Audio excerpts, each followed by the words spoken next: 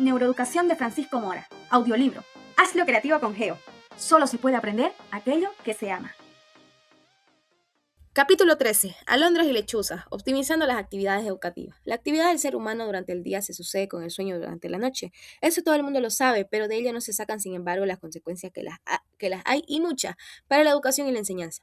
Y esto es importante sobre todo en los periodos tempranos de esa enseñanza, pues el sueño en los niños desempeña un papel destacado que se debería conocer bien para en guarderías y colegios poder enseñar bien. Deberíamos recordar que el recién nacido duerme 14 a 16 horas diarias y de ahí el tiempo de sueño va descendiendo hasta las 8 horas del adolescente. En ese tiempo, que va desde el nacimiento hasta la adolescencia, el niño de un año suele dormir por las noches unas 11 a 12 horas, a las que se añaden otras 2 o 3 horas de sueño a lo largo del día, normalmente repartida en 2 periodos. A los 3 años, el niño ya reduce el sueño nocturno a 10 horas, a las que hay que añadir 1 hora y media durante el día. Entre los 4 y 6 años, los niños ya no duermen siestas con regularidad. Evidentemente, todos estos parámetros sufren grandes variaciones individuales que están influenciadas por la cultura y la geografía en que se vive. Pues bien, conocer este capítulo del sueño es de importancia sobresaliente para los educadores y en particular conocer esas diferencias en los requerimientos del tiempo de sueño de los niños pequeños.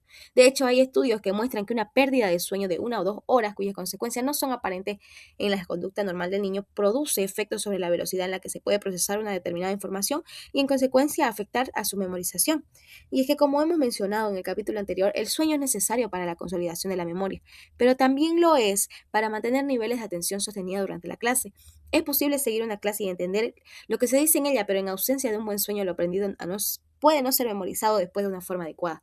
Por tanto, un sueño profundo y durante el tiempo necesario por la noche es muy importante para la memorización y evocación de aquello que se aprende. En los adultos, la falta incluso pequeña de sueño se expresa en la sensación inconsciente de fatiga y un buen descenso en la carencia por continuar con la labor que se está realizando, y ello se refleja en particular en aquellos trabajos que requieren una alta concentración. Pero junto al sueño nocturno, necesidad común y universal para el ser humano, a menos que se cambie el ritmo vigilia-sueño, habría que tener en cuenta como el factor cronotipo de esta persona. En lo último es importante también a la hora de aprender y memorizar, y es que tanto los niños como los adultos difieren en los hábitos respecto a la hora de irse a la cama y a la hora de levantarse y los tiempos a lo largo del día, en que es necesario un buen descanso tras el cual se siente mejor para continuar con una determinada labor. Hay estudios que muestran que las personas tienen un determinado cronotipo, un reloj interno diferente con respecto a otras, reloj que se les marca y se les dicta estos tiempos diferentes a de acostarse y levantarse, y en consecuencia sentirse mejor trabajando bien hasta altas horas de la madrugada o haciéndolo temprano o muy temprano por la mañana. Se habla del cronotipo lechuza para referirse a aquello cuyo sueño se inicia más retrasado, y del cronotipo alondra para aquellos otros que, acostándose más pronto, están a disposición para estudiar, aprender y memorizar más temprano.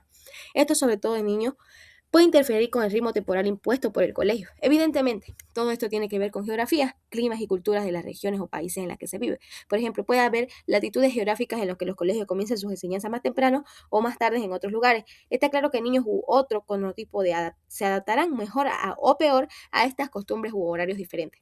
Pero aún así, sin tener en cuenta lo anterior, también es verdad que todo esto cobra un valor cualquier, en cualquier circunstancia. Me refiero al hecho particular de que todo ello puede resultar de una desincronización entre el ritmo circadiano endógeno y el ritmo temporal impuesto por el colegio. Conocerlo es importante y tiene repercusión significativa para la enseñanza de los niños. Un aspecto interesante que valdría también la pena señalar aquí es que estos dos cronotipos no parecen ser permanentes a lo largo del arco vital de las personas. Por ejemplo, se ha visto que los niños, que son de tipo vespertino hasta la adolescencia, pueden cambiar a tipo temprano cuando son adultos, y particularmente en la vejez. En la pubertad y adolescencia, el capítulo del sueño se expande de manera sobresaliente. A ningún padre, maestro o profesor se le escapa que muchos chicos y chicas a esta edad duermen poco. De hecho, duermen durante la semana menos horas de las necesarias para un buen aprendizaje y una buena memorización. Y ello necesariamente repercute en dichas capacidades del mismo modo que ya habíamos apuntado en los niños, y también en la propia conducta de sus funciones ejecutivas, en su relación emocional y empática con los demás. También es importante considerar la somnolencia que ocurre durante el nivel fisiológico tras el mediodía y las primeras horas de la tarde, ese periodo que se conoce familiarmente como siesta, y que al filo del mediodía y con independencia de la ingesta de alimentos y su abundancia se produce un descenso de la temperatura corporal fisiológicamente regulado que se acompaña de somnolencia, y es por tanto un periodo claro bajo de rendimiento mental. Este periodo de sueño debe ser breve en los adultos, entre 10 a 15 minutos, si se quiere después recuperar con rapidez una actividad mental igual a los niveles de vigilancia anteriores a la siesta. De ser este espacio de tiempo más prolongado, estos niveles no se recuperan hasta pasadas unas 2 horas. En los niños este periodo depende mucho de la edad, como ya apuntábamos al principio de este capítulo. Curiosamente, y como ejemplo aparte y para conocimiento de aquellos que pasan la noche en blanco estudiando ante los exámenes, hay asimismo unas horas que corren entre las 4 de la madrugada hasta las 7 de la mañana, durante las cuales la atención y la ejecución sostenida de una determinada tarea también desciende de un modo muy significativo. Hoy conocemos en parte los mecanismos cerebrales de estos dos procesos, siesta vespertina y disminución de la atención durante la madrugada. Y sabemos que en ellos participan de modo principal el hipotálamo, la actividad de la sustancia reticular ascendente del tronco del encéfalo y sus radiaciones a la corteza cerebral. Por supuesto, por tanto, en la siesta como para este último periodo de la madrugada hay una considerable variabilidad entre las personas. Todos los aspectos aquí considerados parecen pequeños, pues todo el mundo los conoce y apenas se les da importancia. Sin embargo, hoy se piensa que si son relevantes y que no tenerlos debidamente en cuenta en muchos niños, en los que inciden de un modo especial en fuente de muchos problemas, no solo en el colegio, sino en el seno de la propia familia. Por eso algunas de estas consideraciones se vuelven a repetir a propósito del rendimiento mental en el capítulo 16. Y todavía algo más para finalizar. Me refiero al concepto de headlag sociológico, como ha sido llamado por los especialistas y que atribuye una cierta connotación negativa a los periodos vacacionales, sean de invierno, primavera o verano.